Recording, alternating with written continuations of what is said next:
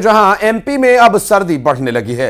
ठंड को देखते हुए स्कूल्स की टाइमिंग में बदलाव किया गया। दरअसल आज से स्कूल्स सुबह 9 बजे से लगेंगे और बीते 24 घंटे में पचमढ़ी में सबसे ज्यादा ठंड दर्ज की गई है। न्यूनतम तापमान 1.8 डिग्री सेल्सियस रिकॉर्ड किया गया। उमरिया, राजगढ़, गुना में तापमान गिरा है और न्यूनतम तापमान 5 डिग्री सेल्सियस रिकॉर्ड किया गया। रायसेन में 4.8 डिग्री सेल्सियस तापमान रिकॉर्ड किया गया।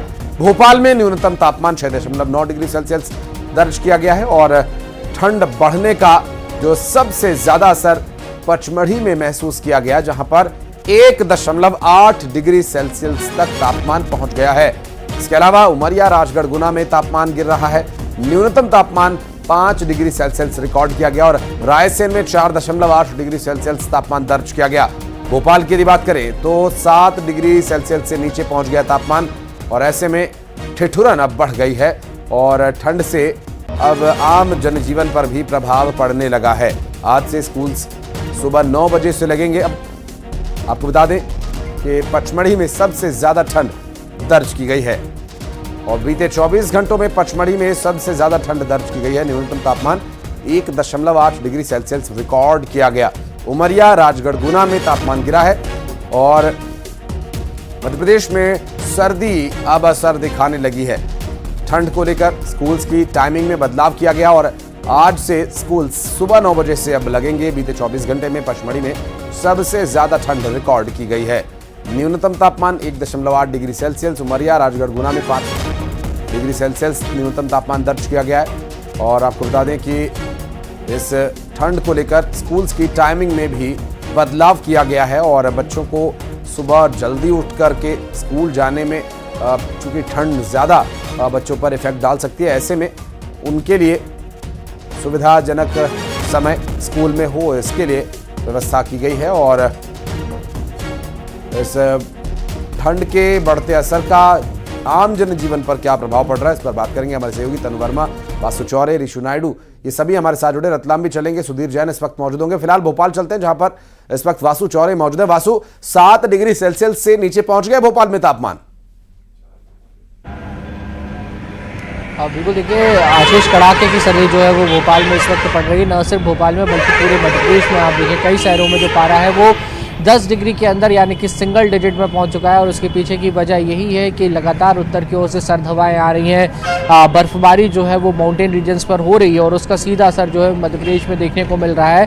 कोई ऐसा सिस्टम फिलहाल नहीं बन रहा है जो इन सर्द हवाओं को रोक सके, इसलिए ये सीधी जो सर्द हवाएं हैं वो प्रदेश के अलग अलग इलाकों तक पहुँच रही हैं और लगातार टेम्परेचर जो है वो गिर रहा है। भोपाल में भी रिकॉर्ड तोड़ ठंड पड़ रही है। 8.5 डिग्री के बाद अब 7 डिग्री के आसपास जो भोपाल का तापमान है वो पहुंच चुका है। पचमढ़ी जो कि हिल स्टेशन है वहां पर तो 2 डिग्री से भी नीचे जो टेम्परेचर है वो पहुंच चुका है और देश के सबसे ज़्यादा सर्द शहरों में जो है वो पचमढ़ी का नाम भी दर्ज हो गया है। इसके अलावा अगर आप देखें, राजगढ़ की बात करें, नौगांव की बात करें, इन तमाम जगहों पर भी जो टेम्परेचर है वो खासा नीचे आ जाता है। तो लोगों को बेहद सतर्क रहना होगा। हालांकि प्रशासन ने भी अपनी ओर से पहल करना शुरू कर दी है। स्कूलों का जो टाइमिंग है वो बढ़ा दिया गया है। 9 बजे से अब बच्चे जो है वो स्कूल जा सकेंगे। जी, स्वाभाविक है। और रायपुर में क्या स्थिति है फिलहाल, ये जानने के लिए चलेंगे वासु तनु वर्मा इस वक्त हमारी सहयोगी मौजूद हैं।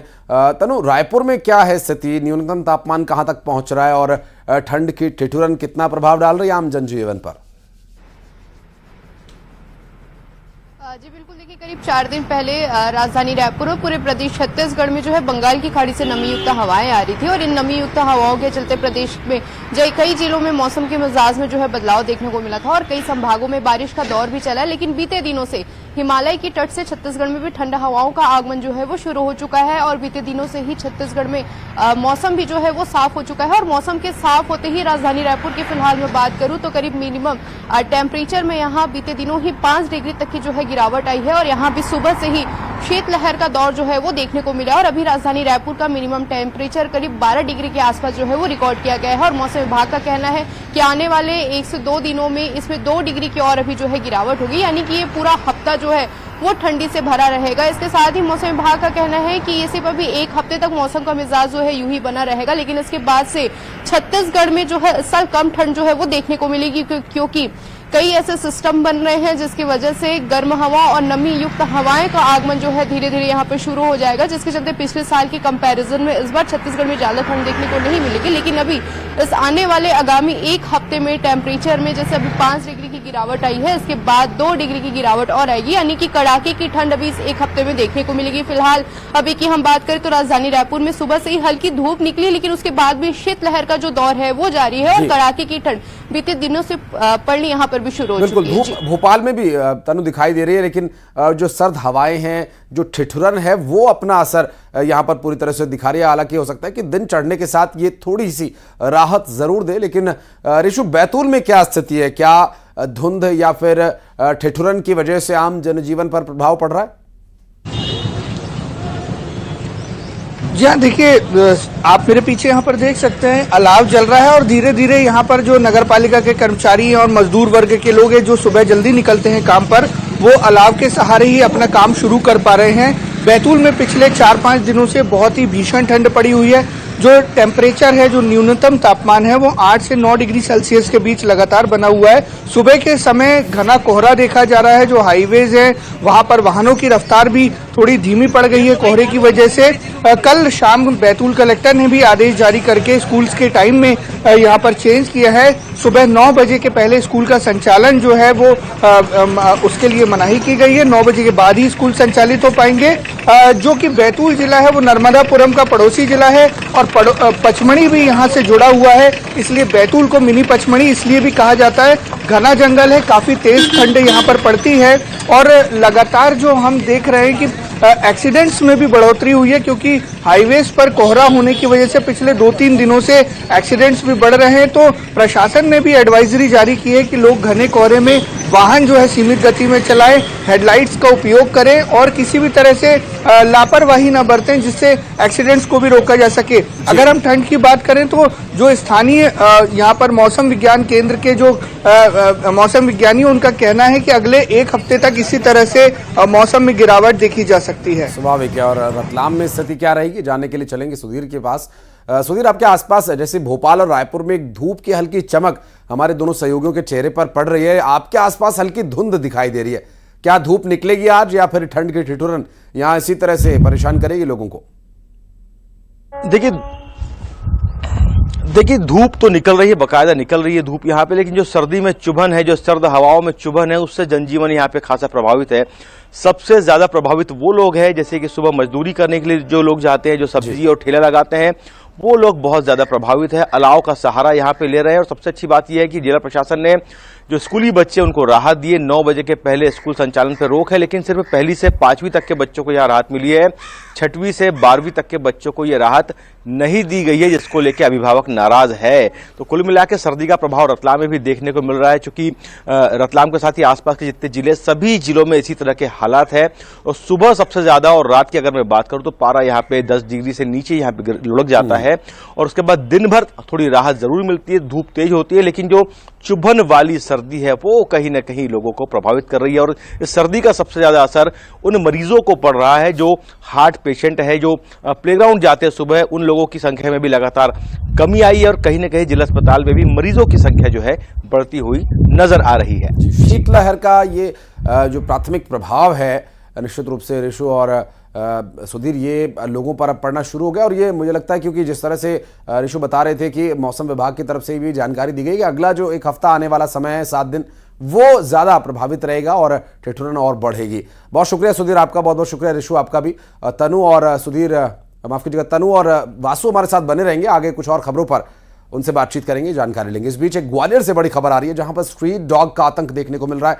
3 दिन में 604 लोगों को इन कुत्तों ने अपने जबड़ों का शिकार बनाया है। और जयरोग्य अस्पताल में डॉग बाइट्स के 314 मरीज पहुंचे हैं। जिला अस्पताल की बात करें तो डॉग बाइट्स के 290 मरीज यहां पहुंचे हैं। ग्वालियर में 45,000 से ज्यादा स्ट्रीट डॉग्स हैं, जो अब लोगों के लिए आतंक का पर्याय बन चुके हैं। और लगातार डॉग बाइट्स के बढ़ते मामले चिंता का कारण यहां पर बने हुए हैं। जिला अस्पताल में डॉग बाइट्स के 290 मरीज पहुंच चुके हैं और बीते कुछ दिनों में ये 600 से ज्यादा लोगों को अपने बाइट्स का शिकार बना चुके हैं। और ग्वालियर में स्ट्रीट डॉग्स की जो संख्या है वो हैरान कर देने वाली है।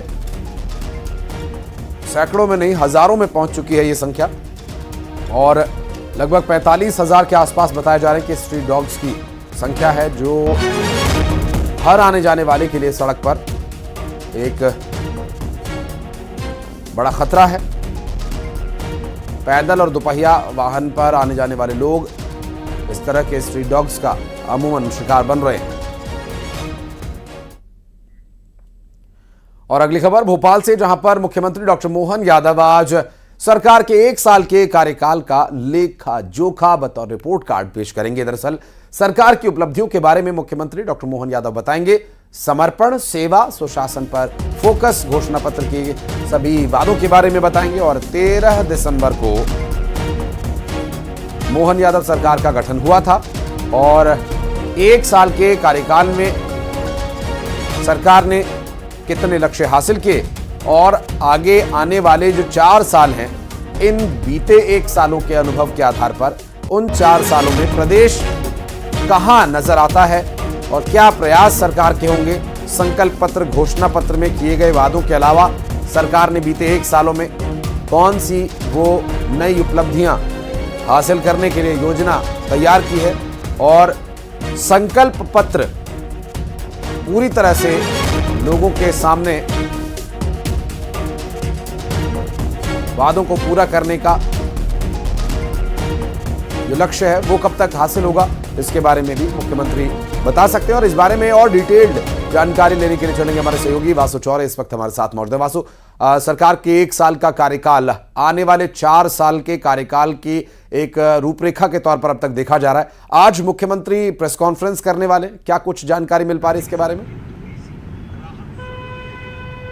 बिल्कुल, देखिए मध्य प्रदेश में मोहन यादव सरकार का जो 1 साल है वो पूरा हो चुका है और अब इसको लेकर मोहन यादव एक रिपोर्ट कार्ड जो है वो जनता के बीच पेश करेंगे। बीजेपी ने एक प्रेस कॉन्फ्रेंस जो है वो आयोजित की है जिसमें 1 साल की उन तमाम उपलब्धियों का जिक्र होगा जो सरकार ने हासिल की है। जो संकल्प पत्र के जो वादे थे उनको किस तरीके से लागू किया गया, पूरा करने का काम किया गया, इस सब का जो ब्यौरा है वो सरकार की ओर से पेश किया जाएगा। अगर आप खास तौर पर देखें तो आते ही जो बड़े फैसले हैं जो चर्चा में आए थे, चाहे लाउड स्पीकर बैन की बात हो या फिर खुले में मांस मछली की बिक्री की रोक की बात हो, लगातार जो इंडस्ट्रियल कॉन्क्लेव हुए हैं, 6 इंडस्ट्रियल कॉन्क्लेव में करीब 3.25 लाख करोड़ का जो निवेश है वो मध्य प्रदेश में आया है। कैन बेतवा लिंक परियोजना को जो हरी झंडी मिलने का काम हुआ है। अफसरशाही के खिलाफ जो मनमानी की घटनाएं सामने आती थी या लापरवाही की घटनाएं जो सामने आती थी, उस पर भी मोहन यादव ने सख्ती दिखाई है। आप चाहे गुना के मामले को देख लीजिए, शाजापुर के मामले को देख लीजिए, जहां पर लापरवाही हुई थी वहां पर अफसरों के खिलाफ भी जो कार्रवाई करने का काम है वो किया गया। बड़े जो अपराधी थे, जो बड़े अपराधों में संलिप्त रहे थे, उनकी धरपकड़ करने का जो काम है वो इस दौरान हुआ है। स्मार्ट सिटी प्रोजेक्ट्स के तहत और बेहतर काम करने की जो कोशिश है वो की गई है। किसानों के लिए जो बड़ी योजना है वो शुरू की गई। लगातार लाडली बहना जैसी जो योजना है उनको आगे बढ़ाने का काम किया गया। इन तमाम बिंदुओं को लेकर मुख्यमंत्री आज जो है वो चर्चा करेंगे, अपना रिपोर्ट कार्ड पेश करेंगे। इसके साथ ही मध्य प्रदेश का सबसे बड़ा मुद्दा हमेशा से रोजगार की जो समस्या है वो रहा है। तो रीजनल इंडस्ट्रियल कॉन्क्लेव के जरिए निवेश आने की बात हो, लगातार बड़े पैमाने पर भर्ती प्रक्रियाएं शुरू करने की बात हो, अभी फिर से 1 लाख भर्ती प्रक्रिया की जो बात है वो की जा रही है। तो इन तमाम चीजों को लेकर कितना कुछ काम हुआ है आने वाले समय में, जैसा काफी कुछ निर्भर करेगी कि आने वाले 4 साल में प्रदेश का जो विकास है वो किस स्तर पर जाकर संपन्न होता है, ये भी आज की प्रेस कॉन्फ्रेंस में काफी कुछ झलक सकता है। वासु, आप नजर बनाए रखिएगा इस पूरे विषय पर, आगे डिटेल्स आपसे लेते रहेंगे। बहरहाल सरकार का 1 साल का कार्यकाल छत्तीसगढ़ में भी पूरा हो रहा है और ऐसे मौके पर प्रदेश के मुख्यमंत्री विष्णुदेव साय आज प्रेस कॉन्फ्रेंस करेंगे। दोपहर 12 बजे सीएम साय प्रेस कॉन्फ्रेंस करने वाले हैं। आपको बता दें कि सीएम साय अपनी सरकार का 1 साल का रिपोर्ट कार्ड पेश करेंगे और सीएम साय के साथ मंत्री भी मौजूद रहेंगे। इसके साथ ही सीएम साय जनता को भी संबोधित करेंगे और शाम 4 बजे और रात 8 बजे सीएम का संबोधन होना है। 13 दिसंबर को साय सरकार का 1 साल का कार्यकाल पूरा हो रहा है और ऐसे में इस 1 साल में छत्तीसगढ़ प्रदेश में किन विषयों को पूरी तरह से लक्ष्य उसका हासिल हो चुका है या क्या चुनौतियां सरकार के लिए हैं और उन चुनौतियों को कैसे पार पाने का प्रयास जारी है। और आज होने वाली प्रेस कॉन्फ्रेंस के बारे में भी डिटेल्ड जानकारी लेने के लिए चलेंगे हमारे सहयोगी तनु वर्मा इस वक्त लगातार हमारे साथ मौजूद हैं। तनु, क्या डिटेल मिल पा रही है और प्रेस कॉन्फ्रेंस में क्या विषय आज सरकार की तरफ से रख सकते हैं मुख्यमंत्री विष्णुदेव साय? जी बिल्कुल, देखिए 13 दिसंबर को साय सरकार के कार्यकाल का 1 साल पूरा हो जाएगा और इस अवसर पर राजधानी रायपुर में खास कार्यक्रम का जो है आयोजन किया जा रहा है और इस कार्यक्रम के मुख्य अतिथि जो हैं भाजपा के राष्ट्रीय अध्यक्ष जेपी नड्डा रहेंगे और 13 दिसंबर को यानी कल उनका छत्तीसगढ़ दौरा रहेगा और इस दौरान साइंस कॉलेज ग्राउंड में एक खास तैयारी भी जो है वो की जा रही है। इसके साथ ही बैठकों का दौर भी रिपोर्ट कार्ड को लेकर छत्तीसगढ़ में देखने को मिल रहा है। बीते दिनों भाजपा के कुशाभाऊ कार्यालय में भी जो है खास बैठक रिपोर्ट कार्ड को लेकर जो है की गई थी और इस बैठक में छत्तीसगढ़ के मुख्यमंत्री विष्णुदेव साय भी मौजूद रहे, जिसके बाद आज करीब 12 बजे सीएम साय जो है न्यू सर्किट हाउस में प्रेस कॉन्फ्रेंस को संबोधित करेंगे और इस दौरान सभी कैबिनेट मंत्री भी जो हैं वो मौजूद रहेंगे और इसके साथ ही साइंस कॉलेज ग्राउंड में तो खास तैयारियां इसको लेकर चल ही रही है और इस दौरान जेपी नड्डा जो है आम सभा को तो संबोधित करेंगे ही, इसके साथ ही साय सरकार के कार्यकाल का जो है वो रिपोर्ट कार्ड भी पेश करने वाले हैं और इस दौरान माना जा सकता है कि जैसे छत्तीसगढ़ में महतारी मंदन योजना की हम बात करें, धान खरीदी की हम बात करें या सीजीपीएससी के गड़बड़ी मामले में सीबीआई जांच की बात हो या नक्सलवाद पर जो लगातार ये वो प्रमुख मुद्दे भी हैं जिन पर लोगों को जानने के लिए एक उत्सुकता भी है तनु, और इस बारे में सरकार की तरफ से प्रेस कॉन्फ्रेंस में जब विषय रखे जाएंगे फिर आपके पास लौटेंगे। बहुत बहुत शुक्रिया फिलहाल आपका इस पूरे मामले पर जानकारी देने के लिए। और बढ़ते आगे 20 बड़ी खबरें अब दिखाते हैं फटाफट अंदाज में। ग्वालियर में ढाबे पर